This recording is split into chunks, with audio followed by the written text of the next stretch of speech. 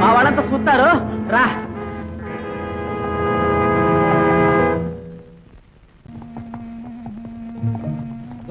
ఏడనే ఉండాలి అట్టాగా యో మీరు ఈడే ఉండండి, నేను వెళ్ళి దాని పని పడతా. పోతే ఒకసారి పోతాం.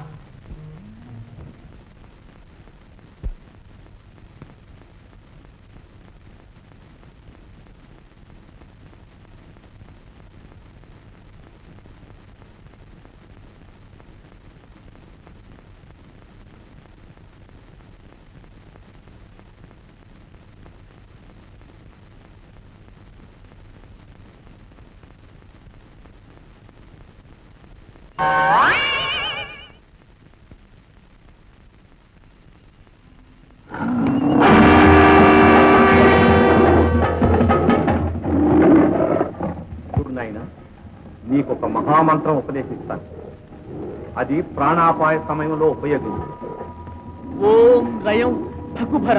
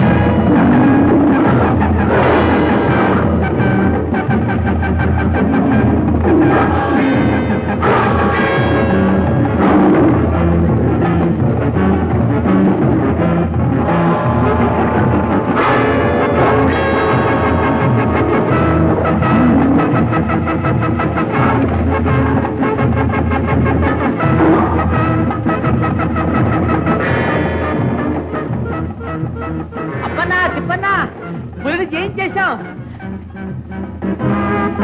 మా వాళ్ళంతా చూస్తారు రా.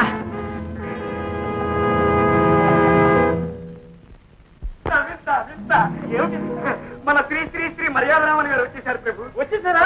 పులిని వెంట పెట్టుకుని మరీ వచ్చారు ప్రభు. వింతాది వింత.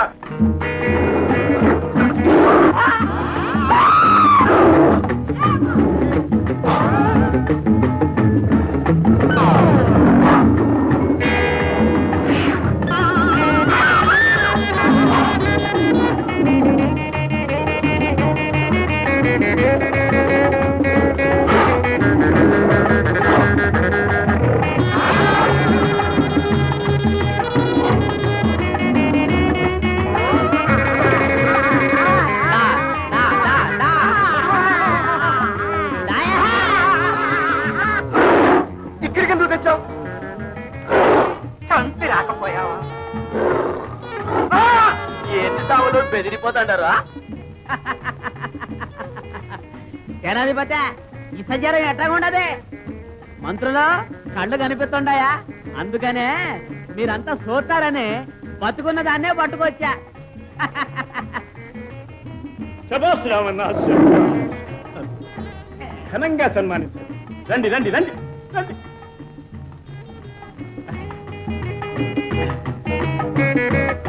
మించిన శక్తి, శక్తికి మించిన యుక్తి నీలో ఉన్నదని రుజువు చేస్తున్నావు. మంగినీలు మహారాజా.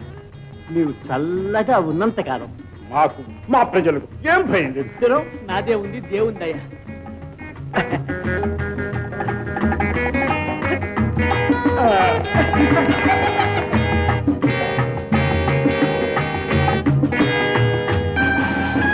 ఎక్కడ అధికార దుర్మసాంధుడు అహంకారవంతుడైన ఆ మర్యాద రామన్న ఎక్కడ?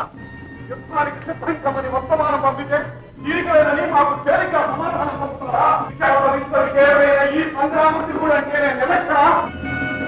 సామ్రాట్ సంగ్రామసింహులో వారికి సుస్వాగతం. ఇవే మా మంగిని. నీవేనా మర్యాద రామన్నవు?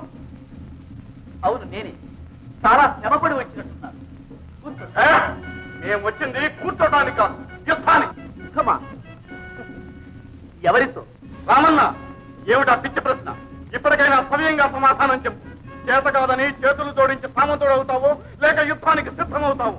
సామ్రాట్, యుద్ధం అన్న మాట మేము ఏనాడో మర్చిపోయాం. మాకు కావలసింది శాంతి. ఈ మాత్రం దానికి ఎందుకంత తిరుగుడు? సంధి చేసుకుని సామంతులుగా ఉంటామని సూటిగా చెప్పరాదు?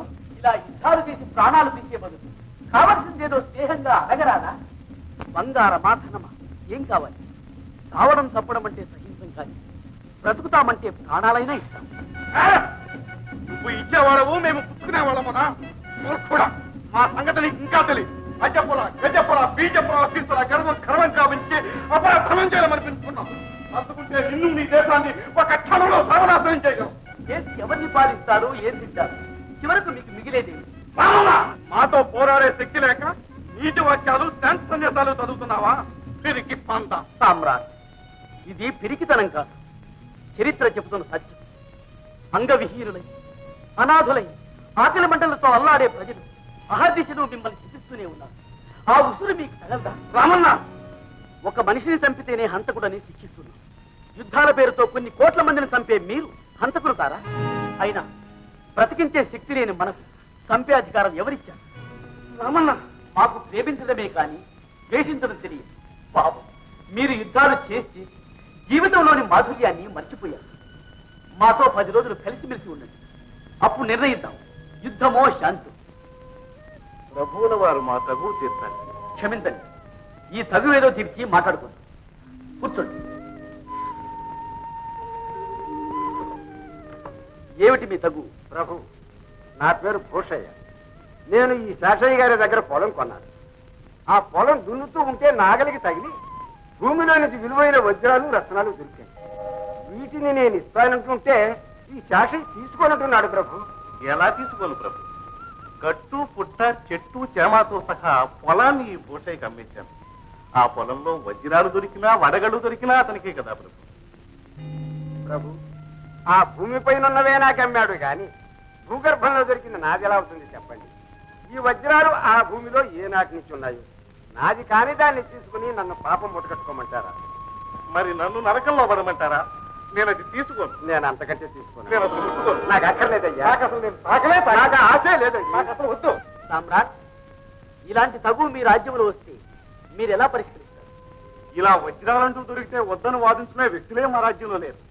నిధి నిక్షేపాలంటూ దొరికితే వెంటనే వాటిని స్వాధీనం చేసుకుని ఆ వ్యక్తులకు యావజ్జీవ కారాగార శిక్ష విధిస్తాం.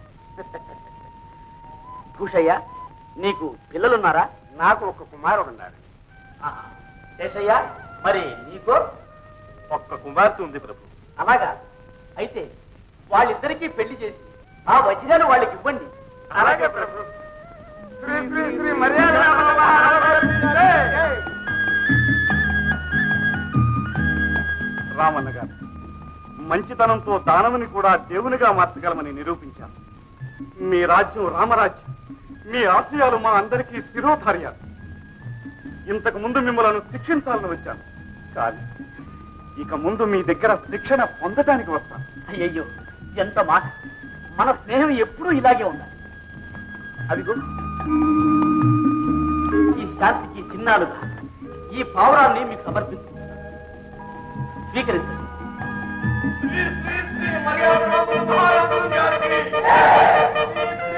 సంగ్రామ సింహ మహారాజు గారికి